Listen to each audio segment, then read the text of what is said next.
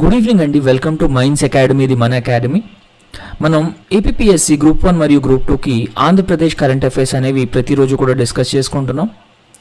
And ఈరోజు కూడా కొన్ని ఇంపార్టెంట్ కరెంట్ అఫైర్స్ టాపిక్స్ అనేవి ఆంధ్రప్రదేశ్కి సంబంధించి మనం డిస్కస్ చేసుకోబోతున్నాం.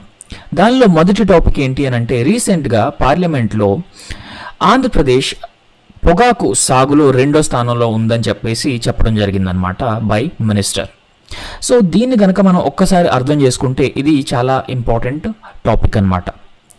సో ఎందుకంటే ఇప్పుడు ఆంధ్రప్రదేశ్లో చూసుకుంటే ఆంధ్రప్రదేశ్లో దాదాపు 1.39 లక్షల హెక్టార్లలో ఈ పొగాకు అనేది సాగు చేయడం జరుగుతుందన్నమాట.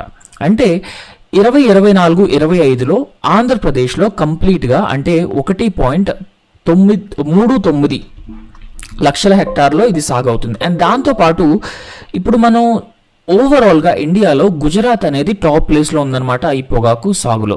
సో గుజరాత్ తర్వాత ఆంధ్రప్రదేశ్ మాత్రమే ఈ సెకండ్ ప్లేస్లో ఉంది కంప్లీట్గా ఈ పొగాకు సాగులో. అయితే మనం ఎన్ని లక్షల హెక్టార్లలో పొగాకు పంట సాగుతుంది అనేది అర్థం చేసుకున్నాం. దాంతోపాటు మన రాష్ట్రంలో 3.13 లక్షల టన్నుల పొగాకు అనేది ఉత్పత్తి అవటం జరిగిందనమాట. సో ఎగ్జామ్ పాయింట్ ఆఫ్ వ్యూలో ఇంపార్టెంట్ టాపిక్స్ ఏంటి అని అంటే, పొగాకు సాగులో ఆంధ్రప్రదేశ్ దేశంలో ఎన్నో స్థానంలో ఉంది అంటే 2వ స్థానంలో ఉంది. పొగాకు సాగులో దేశంలో ఏ రాష్ట్రం మొదటి స్థానంలో ఉంది? గుజరాత్ మొదటి స్థానంలో ఉంది. అండ్ దాంతోపాటు 2024-25 రాష్ట్రంలో ఎన్ని లక్షల హెక్టార్లలో పొగాకు సాగైంది అండ్ అదేవిధంగా ఎన్ని లక్షల టన్నుల ఉత్పత్తి వచ్చింది అనేది ఎగ్జామ్కి చాలా చాలా ఇంపార్టెంట్. అండ్ ఇంకొక విషయం మనం ఇక్కడ చూసుకుంటే, గుజరాత్ అనేది టాప్ ప్లేస్లో ఉంది పొగాకు సాగులో అని మనకు తెలుసు. అయితే గుజరాత్లో దాదాపుగా 2.04 లక్షల హెక్టార్లలో పొగాకు సాగవుతూ వస్తుందన్నమాట. అండ్ దాంతోపాటు 4.68 లక్షల టన్నుల దిగుబడిని గుజరాత్ సాధించింది ఈ పొగాకు సాగులో. అండ్ కేంద్ర మంత్రి రామ్నాథ్ ఠాకూర్ ఈ మేరకు పార్లమెంట్లో చెప్పడం జరిగింది, ఏపీ సెకండ్ ప్లేస్లో ఉందని అండ్ గుజరాత్ ఫస్ట్ ప్లేస్లో ఉందని ఈ పొగాకు సాగులో. ఈ డేటా ఏదైతే ఉందో ఈ డేటా అనేది చాలా చాలా ఇంపార్టెంట్ అనమాట. రైట్. సో ఇప్పుడు మనం ఒకసారి పొగాకు కల్టివేషన్ గురించి కంప్లీట్గా మనం చూసుకుంటే, ఇండియాలో ఈ ప్రపంచంలో భారతదేశం ఈ పొగాకు ఉత్పత్తిలో 2వ అతిపెద్ద ఉత్పత్తిదారు అనమాట. సో ఓవరాల్గా వరల్డ్లో ఇండియా అనేది చైనా తర్వాత second largest producer of tobacco. అయితే ఈ టొబాకోలో కూడా ఒక డిఫరెంట్ వెరైటీ ఆఫ్ పొగాకో ఉంది. అది టొబాకో ఉంది. అదేంటంటే ఫ్లూ క్యూర్డ్ వర్జీనియా టొబాకో అనమాట, ఎఫ్సివి పొగాకు. సో ఈ ఎఫ్సివి పొగాకు ఒకసారి మనం చూసుకుంటే చైనా టాప్ ప్లేస్లో ఉంది. చైనా తర్వాత Brazil next place and third ప్లేస్లో జింబాబ్వే. అండ్ ఈ ఎఫ్సిఓ పొగాకులో ఇండియా 4th ప్లేస్లో ఉందన్నమాట. బట్ ఓవరాల్గా పొగాకు ఉత్పత్తిలో ఇండియా 2వ స్థానంలో ఉంది, మొదటి స్థానంలో చైనా ఉందన్నమాట. సో ఈ రెండింటికి మధ్య డిఫరెన్స్ మనం అర్థం చేసుకోవాలి. ఈ ఫ్లూ క్యూర్డ్ వర్జీనియా అంటే ఒక డిఫరెంట్ టైప్ ఆఫ్ వర్జీనియా. ఈ పొగాకు లీవ్స్ ఏవైతే ఉన్నాయో అవి డ్రై చేయడానికి ఉపయోగించే ఒక డిఫరెంట్ మెథడ్ ఎఫ్సివి మెథడ్ అనమాట. రైట్. సో అది మనం గుర్తుపెట్టుకోవాల్సిన అవసరం ఉంది. అండ్ ఇన్ఫ్యాక్ట్ ఈ ఉత్పత్తి చేయని పొగాకు అంటే దాన్ని అన్మ్యానుఫ్యాక్చర్డ్ టొబాకో, ఈ ఉత్పత్తి చేయని పొగాకు ఏదైతే ఉందో ఎగుమతుల పరంగా బ్రెజిల్ ఫస్ట్ ప్లేస్లో ఉంది ప్రపంచంలో. బ్రెజిల్ తర్వాత ఇండియా 2వ అతిపెద్ద ఎగుమతిదారు అనమాట ఈ అన్మ్యానుఫ్యాక్చర్డ్ టొబాకో ఒకసారి మనం చూసుకుంటే. సో ఈ డేటా అనేది చాలా చాలా ఇంపార్టెంట్ అండి. ఫస్ట్ థింగ్ ఏంటంటే, ప్రపంచంలోనే పొగాకు ఉత్పత్తిలో 2వ ప్లేస్లో ఇండియా ఉంది, ఫస్ట్ ప్లేస్లో చైనా ఉంది. అయితే పొగాకులో ఎఫ్సివి అనే ఇంకొక రకం పొగాకు కూడా ఉంది. ఈ ఎఫ్సివి పొగాకు ఉత్పత్తిలో భారతదేశం 4th ప్లేస్లో ఉందన్నమాట. ఫస్ట్ 3 ప్లేసెస్లో చైనా, బ్రెజిల్ మరియు జింబాబ్వే ఉన్నాయి, గుర్తుపెట్టుకోవాలి. అండ్ దాంతోపాటు ఈ అన్మ్యానుఫ్యాక్చర్డ్ పొగాకు ఏదైతే ఉందో ఆ అన్మ్యానుఫ్యాక్చర్డ్ పొగాకు ఎగుమతుల్లో ఎక్స్పోర్ట్స్లో బ్రెజిల్ ఫస్ట్ ప్లేస్లో ఉంటే ఆంధ్రప్రదేశ్ 2వ అతిపెద్ద ఎగుమతిదారు అనమాట. అండ్ ఇక్కడ మనం ఒక విషయాన్ని గుర్తుపెట్టుకోవాలండి, ఎప్పుడూ కూడా ఎక్స్పోర్ట్స్ అనేవి లార్జ్ స్కేల్లో ఫారెక్స్ రిజర్వ్స్ని ఎర్న్ చేయడానికి ఉపయోగపడతాయి అనమాట. ఈ ఫారెక్స్ రిజర్వ్స్ కూడా మనకి ఎసెన్షియల్ ఇంపోర్ట్స్ ఏవైతే ఉంటాయో ఆ ఎసెన్షియల్ ఇంపోర్ట్స్ని ఫైనాన్స్ చేయడానికి చాలా ఉపయోగపడతాయి. అయితే 2023-24 సంవత్సరంలో ఈ పొగాకు ఎగుమతుల విలువ మొత్తం ఎంత అంటే దాదాపు 12,589 కోట్లండి. అండ్ US డాలర్స్లో ఇది దాదాపు 1449.54 మిలియన్ US డాలర్స్ అనమాట. సో ఇది 2023-24లో ఇండియా నుంచి ఎగుమతి అయినటువంటి కంప్లీట్ పొగాకు టొబాకో వాల్యూ అనమాట. అయితే ఇక్కడ ఇంకొక విషయాన్ని కూడా మనం గుర్తుంచుకోవాలి. మొత్తం ఇండియాలోని అండ్ అదేవిధంగా ఆంధ్రప్రదేశ్లోని ఈ పొగాకు రైతులు ఎవరైతే ఉన్నారో ఆ పొగాకు రైతుల ఆదాయం కూడా దాదాపు లాస్ట్ 5 ఇయర్స్లో గత 5 సంవత్సరాలుగా ఈ పొగాకు రైతుల ఆదాయం కూడా రెట్టింపైందండి. మనం ఇక్కడ ఒక విషయాన్ని గుర్తుపెట్టుకోవాలి. సెంట్రల్ గవర్నమెంట్ ఈ డబులింగ్ ఫార్మర్స్ ఇన్కమ్ అంటే రైతుల ఆదాయాన్ని డబుల్ చేయాలి అనే ఉద్దేశంతో ఈ అశోక్ గాల్వాయ్ కమిటీ అనే ఒక కమిటీని అపాయింట్ చేయడం జరిగింది. బట్ పర్టికులర్గా ఈ పొగాకు రైతుల ఆదాయం ఏదైతే ఉందో లాస్ట్ 5 ఇయర్స్లో ఈ పొగాకు రైతుల ఆదాయం కూడా ఇంక్రీజ్ అయిందని చెప్పుకోవచ్చు అనమాట. సో ఎగ్జామ్ పర్స్పెక్టివ్లో పర్టికులర్గా మనకి ఏపీపీఎస్సి గ్రూప్ 2 ఎగ్జామ్స్లో ప్రిలిమ్స్ పర్స్పెక్టివ్లో ఇంపార్టెంట్ అండి, అండ్ మెయిన్స్ పర్స్పెక్టివ్లో కూడా AP economy and Indian economy. So వీటిలో అగ్రికల్చర్ చాలా చాలా ఇంపార్టెంట్ టాపిక్. సో ఈ టాపిక్ నుంచి ఈ పర్టికులర్గా AP economy agriculture and Indian economy అగ్రికల్చర్లో ఇట్లాంటి క్వశ్చన్స్ అడగడానికి చాలా ఎక్కువగా ఛాన్స్ ఉందన్నమాట. సో ఇవి గుర్తుపెట్టుకోవాల్సిన అవసరం ఎంతైనా ఉంది, right. So next important topic ఏంటి అని అంటే ఈ ఆంధ్రప్రదేశ్ రాష్ట్రంలో డిజిటల్ హెల్త్ కార్డులు అనేవి బెనిఫిషరీస్కి డిస్ట్రిబ్యూట్ చేయడం జరుగుతుందన్నమాట. ఈ డిజిటల్ హెల్త్ కార్డ్స్ బెనిఫిషరీస్కి ఇవ్వటం అనేది ఏ పథకంలో భాగం అంటే ఇది సంజీవని అనే ఒక పథకాన్ని ఆంధ్రప్రదేశ్ ప్రభుత్వం లాంచ్ చేయడం జరిగిందనమాట. సో ఈ సంజీవని పథకం యొక్క ఆబ్జెక్టివ్ ఏంటి అని అంటే ప్రతి బెనిఫిషరీ హౌస్ హోల్డ్కి కూడా డిజిటల్ హెల్త్ కార్డులు ఇవ్వాలి. సో ఈ డిజిటల్ హెల్త్ కార్డుల ద్వారా అంటే పర్టికులర్గా ఈ సంజీవని పథకం ఏదైతే ఉందో దాని ద్వారా 3257 రకాల వైద్య సేవల్ని సిటిజన్స్కి ఫ్రీగా ఇవ్వడం జరుగుతుందన్నమాట, రైట్. అంటే ఈ హెల్త్ రిలేటెడ్ మెడికల్ కేర్ ఏదైతే ఉందో ఈ సంజీవని పథకం ద్వారా డిజిటల్ హెల్త్ కార్డ్స్ ఇచ్చి 3257 రకాల వైద్య సేవల్ని పౌరులకి ఉచితంగా అందించనుంది ఆంధ్రప్రదేశ్ ప్రభుత్వం అనమాట. సో దీని ద్వారా ఈ సంజీవని పథకం ద్వారా ప్రతి ఒక్క బెనిఫిషరీకి డిజిటల్ హెల్త్ కార్డ్స్ అనేవి ఉంటాయన్నమాట. అండ్ ఇంకొకటి ఏంటంటే ఈ డిజిటల్ హెల్త్ కార్డ్ అంటే సంజీవని పథకంలో భాగంగా ఈ డిజిటల్ ఐడి కార్డ్ ఏదైతే ఉందో వన్స్ ఆ డిజిటల్ ఐడి కార్డ్ని రిజిస్టర్ చేయగానే ఆ పర్టికులర్ బెనిఫిషియరీ యొక్క కంప్లీట్ హెల్త్ హిస్టరీ అనేది స్క్రీన్ మీద డిస్ప్లే అయిపోతుందండి. సో ఇది ఒక బెస్ట్ థింగ్ అబౌట్ ఈ డిజిటల్ హెల్త్ కార్డ్స్ వల్ల అనమాట. సో దీంతో ఏమవుతుందంటే ఈ చికిత్సలు చేయడం సులభతరం అయిపోతుంది అండ్ దాంతోపాటు ఈ కంప్లీట్గా ఈ యూనివర్సల్ హెల్త్ కేర్ అనేది కూడా ఒక రకంగా రివల్యూషనైజ్ చేయబడుతుందన్నమాట.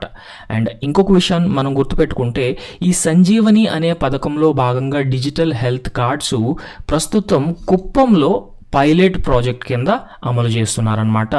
త్వరలోనే ఇది ఆల్రెడీ సక్సెస్ అండి. అండ్ దీనివల్ల ఈ సంజీవని డిజిటల్ హెల్త్ కార్డ్ పథకం ఏదైతే ఉందో అది రాష్ట్ర వ్యాప్తంగా కూడా ఆంధ్రప్రదేశ్ ప్రభుత్వం అమలు చేయాలని డిసైడ్ అయ్యిందనమాట. సో ఈ Sanjeevani digital health card scheme ఎక్కడ పైలట్ ప్రాజెక్ట్గా అమలవుతుంది అని అడిగే ఛాన్స్ చాలా ఎక్కువగా ఉందండి. అండ్ దాంతోపాటు ఎన్ని రకాల వైద్య సేవలు ఈ సంజీవని పథకంలో భాగంగా ఆంధ్రప్రదేశ్ ప్రభుత్వం ఫ్రీగా బెనిఫిషరీస్కి అందించనుంది అది కూడా చాలా చాలా ఇంపార్టెంట్ అండి ఫ్రమ్ ఎగ్జామ్ పాయింట్ ఆఫ్ వ్యూలో. సో నెక్స్ట్ టాపిక్ ఒకసారి చూసుకుంటే ఏపీ రాజధానికి కేంద్రం చట్టబద్ధత కల్పించడం ఇదే మొదటిసారి. సో ఇది కూడా చాలా చాలా ఇంపార్టెంట్ టాపిక్ అండి. సింపుల్ టాపిక్, మనం ఆల్రెడీ ఈ టాపిక్ని డిస్కస్ చేసుకోవడం జరిగింది. సో ఈ టాపిక్ని ఒకసారి మనం చూస్తే ఆల్రెడీ సెంట్రల్ గవర్నమెంట్ అంటే పార్లమెంట్ అనేది ఆంధ్రప్రదేశ్ రాష్ట్ర రాజధాని అమరావతికి రాజ్యాంగబద్ధతను కల్పించడం జరిగిందనమాట. అయితే ఇక్కడ ఒక విషయం మనం గుర్తుపెట్టుకోవాల్సింది ఏంటి అని అంటే ఒక రాష్ట్ర రాజధానికి సంబంధించి కేంద్ర ప్రభుత్వం ఏ రాష్ట్రం అయినా సరే ఆ రాష్ట్ర రాజధాని ఒక రాష్ట్ర రాజధానికి సంబంధించి కేంద్ర ప్రభుత్వం ఈ విధంగా బిల్లు ప్రవేశపెట్టడం ఇదే మొదటిసారి అండి దేశంలో. అండ్ ఇన్ఫ్యాక్ట్ రాష్ట్రాల రాజధానులతో పార్లమెంటుకి కానీ కేంద్ర ప్రభుత్వానికి కానీ అంత డైరెక్ట్ రిలేషన్ అనేది ఏం లేదనమాట.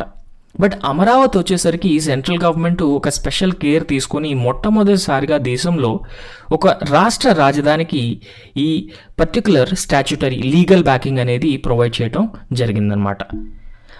సో అమరావతిని కేంద్ర ప్రభుత్వం ఒక ప్రత్యేక అంశంగా పరిగణించి దేశంలో మొదటిసారిగా చట్టబద్ధత కల్పించబడినటువంటి రాజధానిగా అమరావతికి ఒక స్పెషల్ ప్లేస్ అనేది దొరకటం జరిగిందనమాట. సో దీని గురించి మనం ఆల్రెడీ డిస్కస్ చేసుకున్నామండి.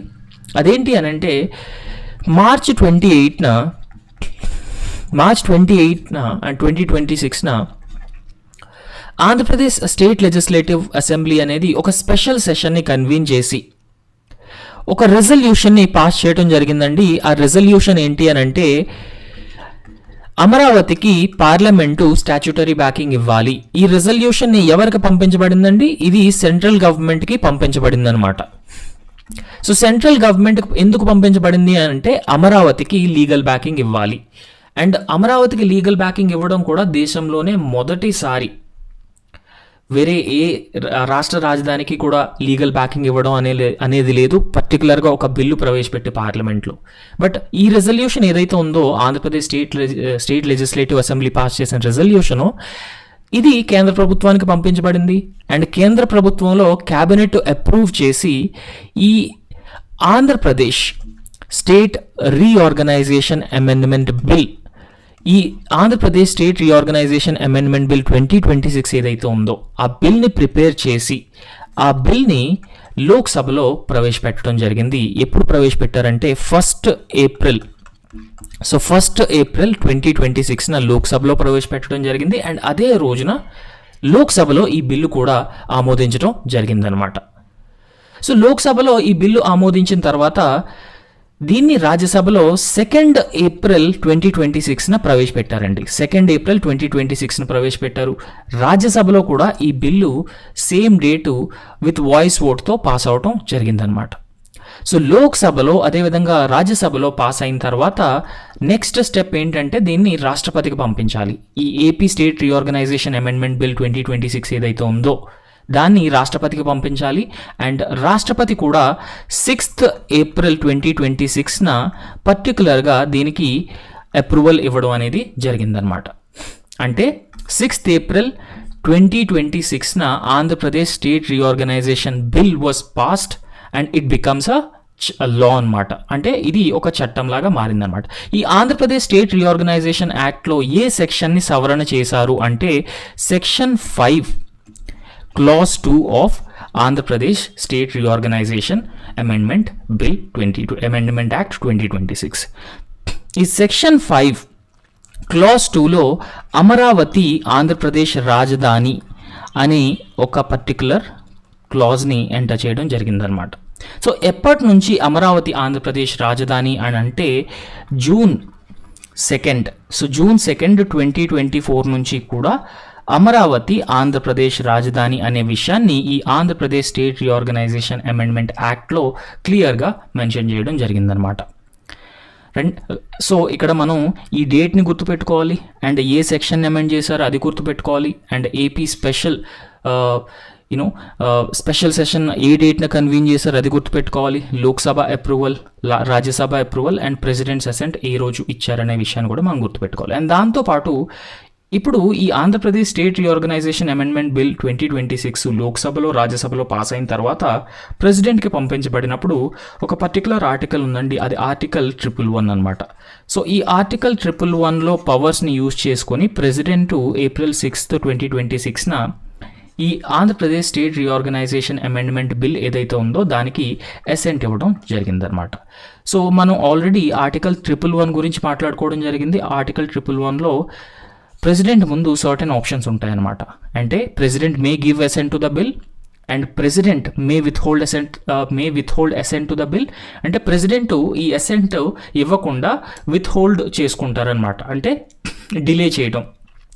ఫస్ట్ ఆప్షన్ ఏంటంటే president will give assent to the bill అండి, అంటే president will approve the bill. So ఈ పర్టికులర్ కేసులో president already given assent to the bill. And third choice ఏంటంటే ఈ president May send the bill back to the back to the parliament for reconsideration అనమాట. అంటే parliament ఈ బిల్లుని మళ్ళీ ఒకసారి కన్సిడర్ చేయాలని చెప్పేసి ప్రెసిడెంటు తిరిగి పార్లమెంట్కి పంపించే అవకాశం కూడా ఉందన్నమాట. సో ఆర్టికల్ 111 అనేది పర్టికులర్గా ఈ 3 డిఫరెంట్ ఆప్షన్స్, ఈ 3 డిఫరెంట్ చాయిసెస్ గురించి స్పెసిఫిక్గా మాట్లాడుతుందండి. అండ్ దట్స్ ఆల్ అండి. Thank you so much. So please like ఆ video and subscribe our YouTube channel. Thank you.